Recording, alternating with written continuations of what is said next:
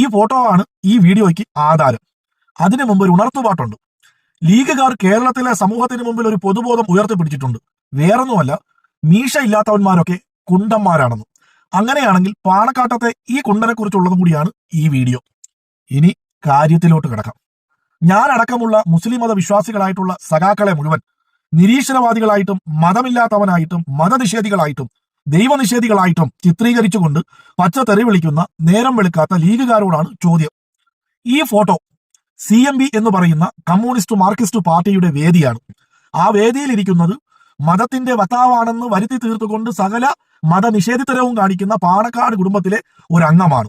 എനിക്ക് ചോദിക്കാനുള്ളത്, ഞങ്ങൾ സഖാക്കൾ മതനിഷേധികളാവുകയും നിങ്ങൾ അംഗത്വമുള്ള കമ്മ്യൂണിസ്റ്റ് പാർട്ടി മതത്തെ അനുകൂലിക്കുന്നവരുമാകുന്ന ആ ഡബിൾ സിൻഡ്രത്തെക്കുറിച്ചുള്ള രാഷ്ട്രീയ ബോധം എന്താണെന്ന് കേരളത്തിലെ പൊതുസമൂഹത്തിന് അറിയേണ്ടതുണ്ട്.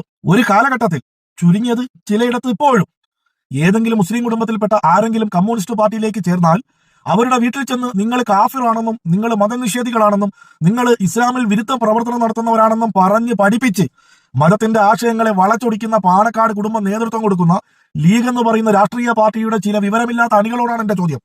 ഇനി വിവരമുണ്ട് എന്ന് കരുതുന്നവരോടും ആകാം. ഈ CMB എന്ന് പറയുന്ന പാർട്ടി, കമ്മ്യൂണിസ്റ്റ് മാർക്സിസ്റ്റ് പാർട്ടി എന്ന് പറയുന്ന ആ പാർട്ടി മതനിഷേധികളാണോ അതോ മതത്തെ അനുകൂലിക്കുന്നവരാണോ?